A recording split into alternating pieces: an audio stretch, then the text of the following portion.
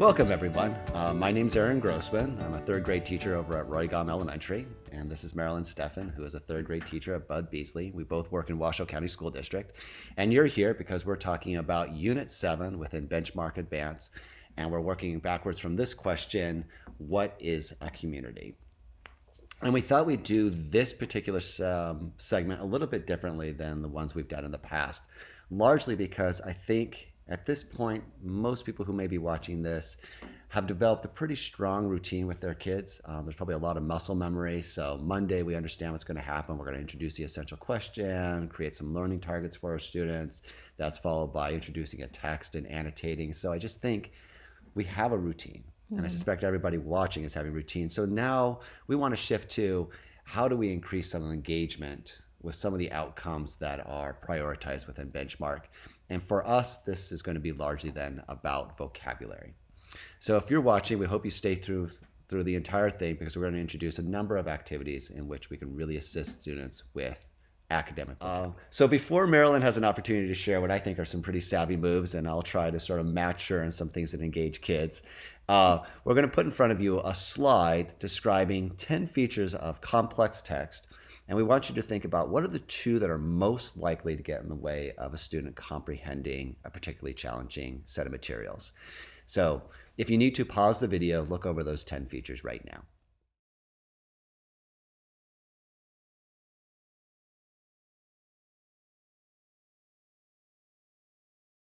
And now that you've had an opportunity to look over those 10 features, what we want to draw attention to is there are two that are much more likely than the other 8 to really get in the way of students understanding what they're expected to read. And those are uncommon vocabulary and complex sentences. And so that's where we're going to focus. We're going to focus on uncommon vocabulary, academic vocabulary, and things that we can do to assist kids in being really successful with working with that outcome. So Marilyn, why don't you get us started? What is one example of something we can do with these students? Great. Okay, if you've heard of the headband game, I think it's all on Pinterest too, but it is something that I had done with my kids before, but not a headband. They put a vocabulary word on their back, and then another student reads the word, comes around face to face, and gives them clues without using that word in a sentence or based on the content that the word has come from, and that student has to try to guess what word is on their back. It's just a really fun way to get the kids walking around the classroom and reading and having to know the word and know different sentences and how the word can be used. So those vocabulary words can already be referenced online, and also here at the back of the book, it has all the vocabulary words for each unit. Highlighted are the vocabulary, and then the ones that are not highlighted are the spelling words, which you could include too if they matched something, if they were words that you think the kids needed to know or didn't know. They also, for your ELL learners, they have the Spanish cognate there, so you can make the connection with the EL students, tell them their Spanish word that this word came from so that they can make sense too of the word.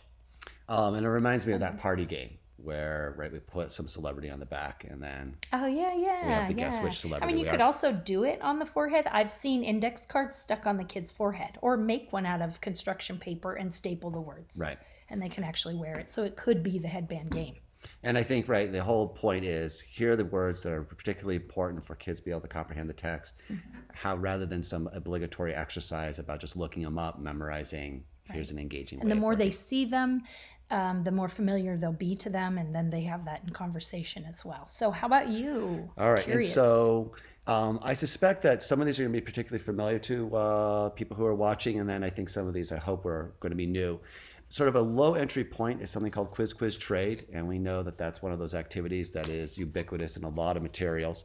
My scaffold into Quiz Quiz Trade are these cards from Harmony. So my school district happens to supply these for our classrooms, but you can actually download the PDFs from Sanford Harmony, create an account, and we'll show a screenshot of what they look like online, and then you can print them. But they are just those kind of questions. What is something that you think about or makes you happy even when you're feeling down? So the cards themselves have these prompts, and my thought here is, so a kid approaches another student with their card, they read their question, you would have a card similar, you would read your question to me. So we quiz, and then we trade the cards. what it looks like with the benchmark materials is we've generated these. So you can print these, the word, and then the definition is on the back. So I would walk up to you with the word wetland. You might have the word tourist. I ask you, what does wetland mean? You give me a definition. Similarly, you quiz me on what does tourist mean. Mm-hmm. So we quiz, and then we trade our cards, and then we find another person in the room who will then quiz, trade with us. And those cards that Erin made that are on the website can be used also as part of the headband game. You can just print those out, cut them, and stick them up on your forehead, your back, or whatever. So those are double dipping on that resource. So we've got a couple there. Headband activity, quiz, trade. How about next for you? Okay, the next one is a picture. Oh, I made the vocabulary words just for this unit, the picture support with the definition. And what I do, have the kids say the word. We put the word up, say the word after I say the word. And then I have each student give me a sentence of their very own with the meaning that we have based on in this unit. Because, some words, they have that multiple meaning and they need to understand how it's used in this content. Mm-hmm. So that's another thing. I will post those with the picture support again. And that is called, it's just picture, sentence, question, support, I guess. And you're allowed to say where you got the idea from originally. Okay, well, originally I got the idea when we were teaching core knowledge, and they had such complex vocabulary that I felt that the kids really they needed that background knowledge of vocabulary in order to understand the text because it was very complex, whether it was the read aloud or in the reader. So I had made picture supports, and actually one of our ELL teachers at the time also helped me compile grade level, and they were on your other website. Oops. We can say that too, 63,000resources. Okay, I was going to say it, which also was just a place with invaluable resources for picture supports and for just different levels of students learning. Really supported them. And so that's where I got that idea from, and I've just carried it over. So the activity I want to outline next is something called Keep It or Junk It. And admittedly, this is pretty involved with the kids, and the first couple of times you do it, it doesn't yield particularly profound results. So the idea from Keep It or Junk It, and we did it with one of the readings on St. Louis. So we're in Unit 7. And the idea here is, so the kids read through this particular piece on St. Louis, and they're identifying vocabulary as just words they think are important for a reader to really understand the full meaning of the text. And so it's not words that they don't know. Okay. And it's not words that they think other kids might not know, but rather it's what words are going to be most important to fully unpack what the author's trying to express. Great. So at step 1, kids individually do this. At step 2, with a group, they negotiate it. So this is an example of from that reading about St. Louis, which is in week 2. This was, 4 or 5 kids coming together, and they have identified what they think are the most important words. So having done it individually, having done it now as a collective, we put the posters up around the room. They move around the room, and they're kind of starring words that they agree with. So another group approached this one, and they put stars on it. So you can see that although the first group identified Mississippi, there wasn't consensus with the second group that visited their poster. In this particular case, we only did one move where a group evaluated another group's poster. And then in step 3, and this is really taking a large amount of facilitation off of you and putting in front of the kids, 2 kids will come to the front of the room with one of the posters. So here's one of the posters that they found. So they took one of the posters, and then they call on kids and they say, do we agree that communities is a really important part of this particular text?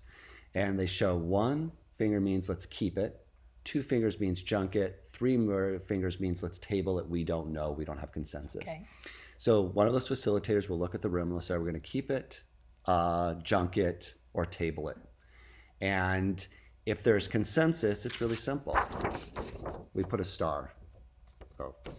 Star. So you can see there's 2 stars here. Largely speaking, the entire classroom has agreed that this is a word we want to keep. The second word, they said boating. And that was an example of, well, clearly one group had identified it as important, so their hands were, let's keep it. And then other kids in the classroom were showing two fingers, let's junk it. And so then there was the conversation facilitated by the kids. Explain why you would keep it. Defend your reasoning behind that. And then similarly, somebody else had to then explain why they would junk it. And then they ask again, should we keep it, junk it, or table it? And giving everybody an opportunity to sort of argue their point. This was an example of, we junked it. We junked fishing. We kept community. We kept riverbanks. We kept manufacturing because that was a key part of the economy. We kept industries because that was a key part of the economy. And then, what's that word right there? Produce. It was interesting. There was sort of a debate in this classroom about how the word produce was being used. So was it produce, as in vegetables, or were we producing something? And so ultimately, they had that conversation. They unpacked for us the multiple meaning of that particular word, and then they landed on, let's junk it. And so what you're doing is, right, rich, robust conversations around vocabulary, lots of language acquisition because they're the ones that are doing the talking. And then selfishly as a teacher, you can go escape to Starbucks and drink coffee because they do everything. Yeah. And if you want to see that in action, actually, it's on Aaron's Twitter, which you can find at the bottom of our Just for Two Teachers website. And you can go over and see his class as they begin this activity. They've got all their papers and they're lined up around the room going through the text. All right, Marilyn. So what is the third move you wanted to share with people? Okay, the third is also based on core knowledge. And this one comes from the classification of animals unit. The word is aquatic.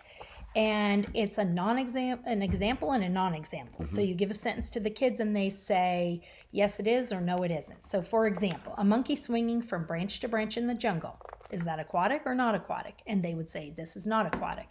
You can do it verbally, or you can, I on occasion would type it out and they would circle the word, but verbally is good. So for example, in our unit, community, helping people clean up a park, is this community or not community? So they would then say, this is community.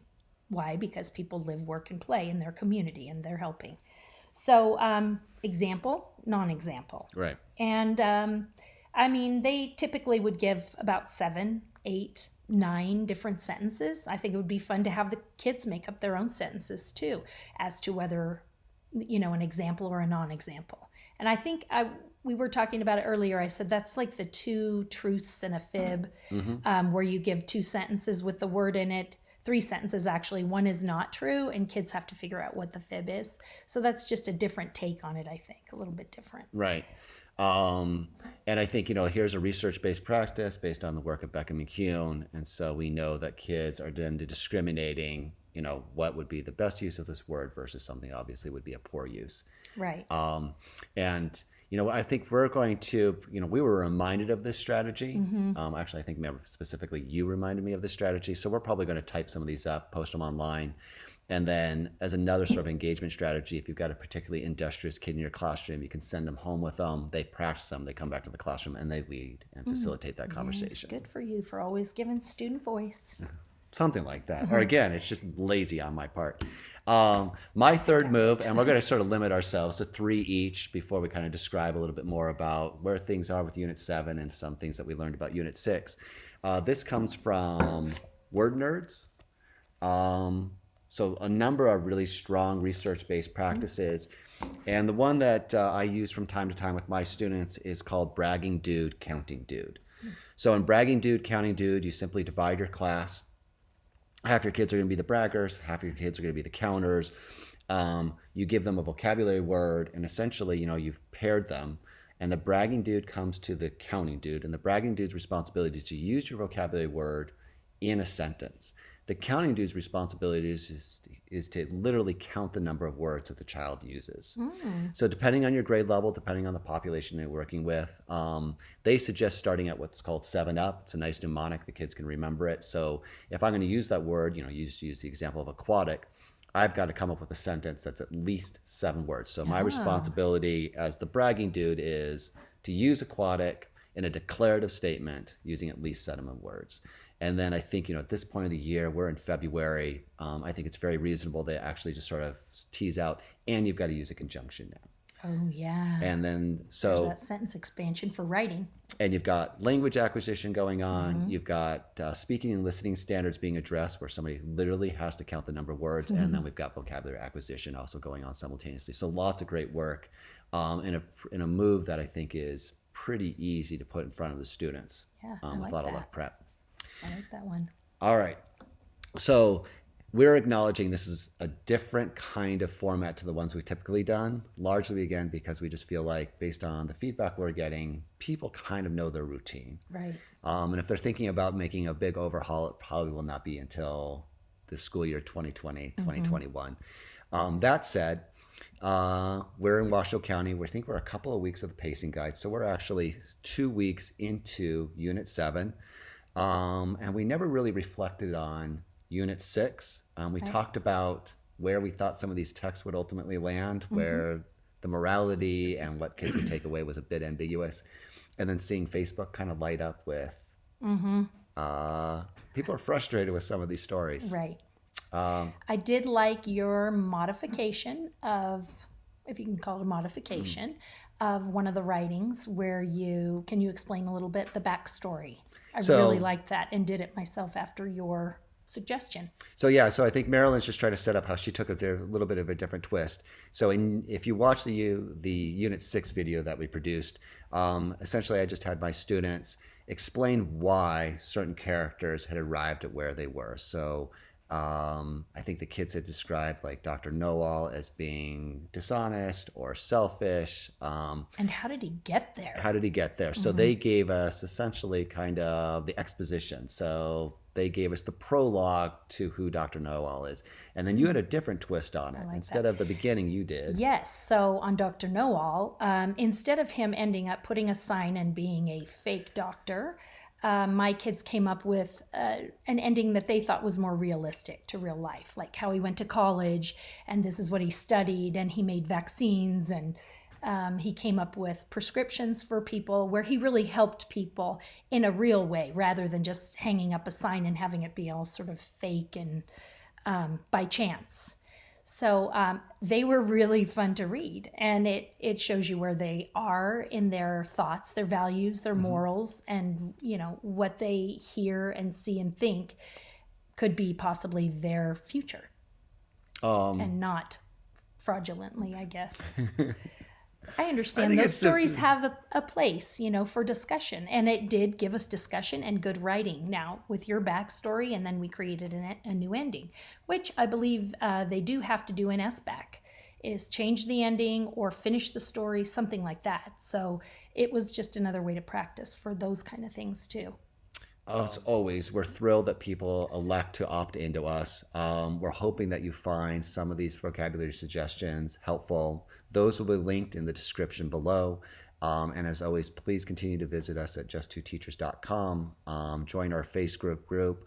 Marilyn, thank you very much for calling out my Twitter feed. And so you're welcome to visit that as well. And then we're probably going to be in spring break by the time we finish Unit 8. So before spring break, we will post a Unit 8 video. Yes, great. Well, thank you as always, Aaron. And thanks everybody for continuing watching. We appreciate it. Thank you. All right.